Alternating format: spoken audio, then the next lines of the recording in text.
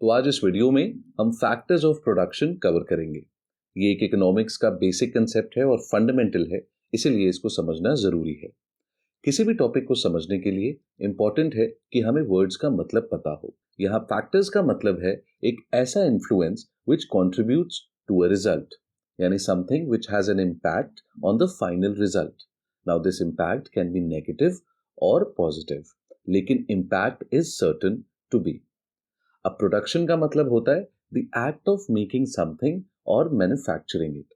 सो basically जब हम कोई चीज बनाते हैं किसी न किसी रॉ मटेरियल का इस्तेमाल करते हुए, it is said that we are carrying out production. तो फैक्टर्स ऑफ प्रोडक्शन का मतलब हुआ सिंपली दोज फैक्ट्स और influences that impact the process as well as the output of making something.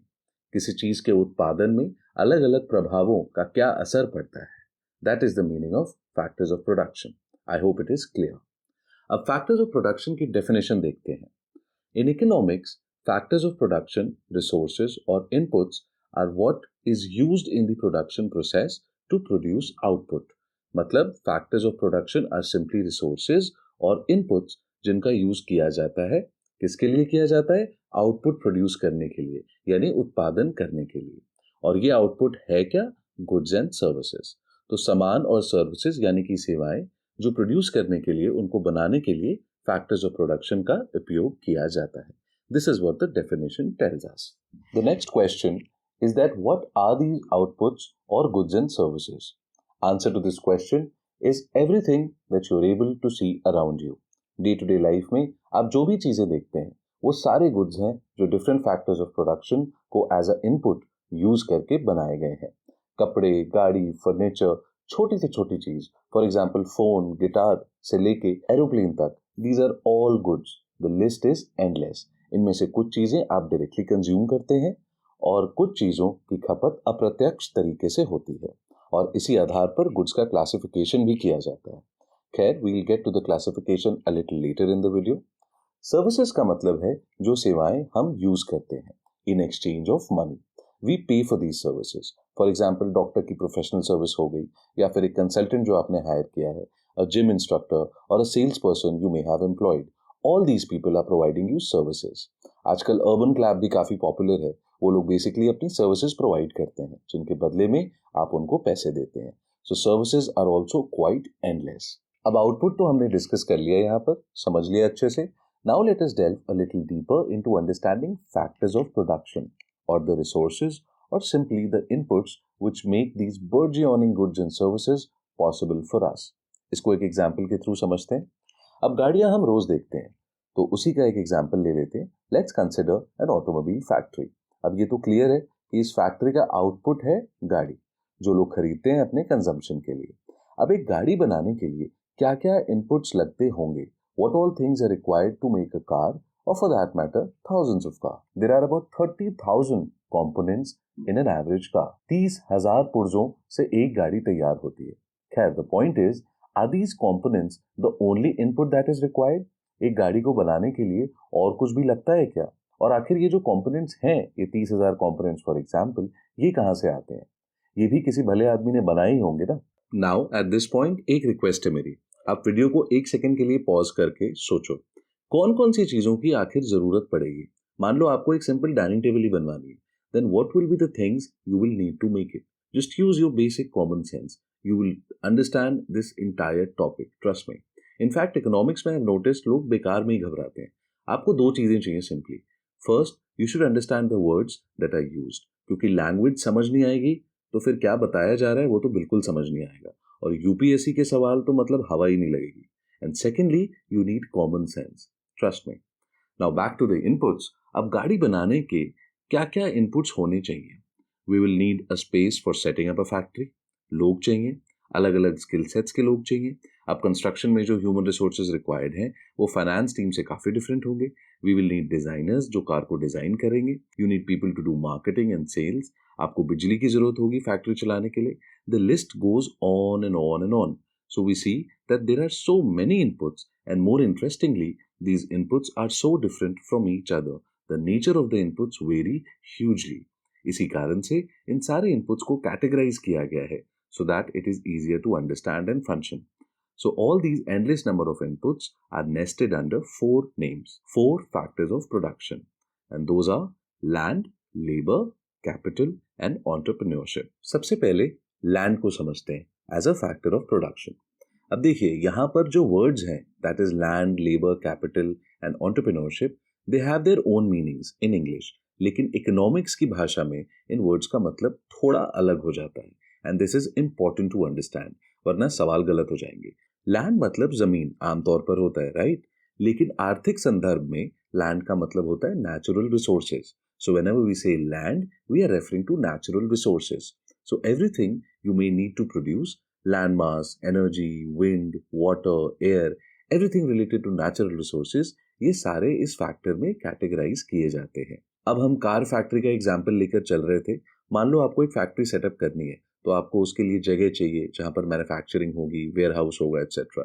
You will need energy to run the factory. Now all these inputs will be collectively known as land. I hope you have no confusion about this. So next is labour. ये आसान है थोड़ा समझना. Somebody needs to work after all. अपने आप से तो production होगा नहीं, अपने आप से चीजें होंगी नहीं. अब कोई कहेगा ऑटोमेट कर दो फैक्ट्री को, but that will also require that someone works and sets up that automation in the first place. So we need people to work for production to be possible. और यहाँ जो हमें लोग चाहिए उनके स्किल सेट्स भी काफी वेरी करेंगे. You need people for example making a building. अब ऑटोमोबाइल्स की बात चल रही है, you will need mechanical engineers.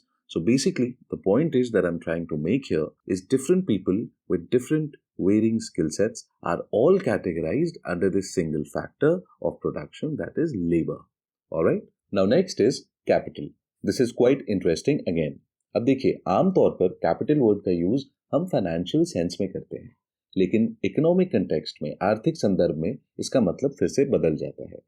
Please make sure you get this right. Now economically, capital means any asset that you require to increase the productivity. आपको product बनाने के लिए जो भी लगेगा, all tools, equipments, machinery, building, these are all capital for you. अब देखिए, usually समझते हैं कि building is a part of land as a factor of production. A lot of people make this mistake, but that is incorrect. Building is part of the capital. In fact, all the things inside the building also, from lights, furniture, machines, छोटी से छोटी चीज जो हमें product बनाने में कहीं ना कहीं यूज हो रही है, at whatever stage, output create करने में हेल्प करती है, they are all capital. I hope this point is clear. Interesting and important दोनों है ये पॉइंट, ठीक है? तो please make sure that you get this right. Now next what we have entrepreneurship. अब काफी लंबा चौड़ा वर्ड है, but it simply means that you need a person, an entrepreneur, जो इन तमाम इनपुट्स को एक प्रोसेस का पार्ट बनाकर आउटपुट ड्राइव करे. Simple. You need someone to put everything together so as to make this entire activity fruitful. Now, planning, team building, bhagdor, tension, there is always a person who's taking care of all these things and dealing with them. Of course, there are support systems, but वो support systems भी वही आदमी create करता है. So, in a nutshell, entrepreneurship is about managing all the factors of production, that is land, labor, and capital, so as to achieve the singular goal of output or production. Clear? Now before leaving, एक और point है जो मैं discuss करना चाहता हूँ. हमने starting में गुड्स एंड सर्विसेज के बारे में समझा था. What are they, how varied they are, and so on. You must know that goods on the basis of their end use are classified as capital goods and consumption goods. You should be able to differentiate between these two. Now see, capital goods produce किए जाते हैं ताकि उनका use करके हम आगे और अलग अलग गुड्स बना सकें. They are not produced to be consumed directly. Basically play a role of a raw material, a part और अ सब पार्ट फॉर अनदर गुड, जिसकी खपत प्रत्यक्ष तौर पर की जाती है, डायरेक्ट की जाती है. While consumption goods are those which are directly consumed themselves. कौन कंज्यूम करेगा? End consumer. फॉर एग्जाम्पल, गाड़ी का इंजन एक कैपिटल गुड है. अगर आपको कोई इंजन दे दे तो आपके किसी काम का नहीं होगा. So you cannot consume it directly. On the other hand, a car is of use to you. A car is a consumption good. I hope the difference is clear here. You must also understand the importance of the trade-off between producing capital and consumption goods. अब देखिए, resources limited होते हैं, तो it is important to balance the use of these limited resources to make capital goods or consumption goods. अगर capital goods आप ज़्यादा produce करेंगे at the cost of consumption goods, तो हमारे पास कंजम्पशन गुड्स की शॉर्टेज हो जाएगी. Now who will really want that you don't have enough clothes for everyone, right? On the other hand, if the focus is on making too many consumption goods, then there won't be enough capital goods जिनको use करके आप direct consumption के लिए चीजें बना सकें.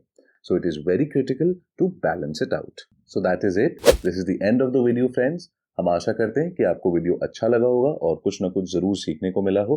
If you like the video और अपने काम का लगा हो आपको, तो प्लीज हमारे चैनल को सब्सक्राइब करें और शेयर करें. It helps us to stay motivated to make more and better content for all of you. Thank you so much for your time. See you in the next video.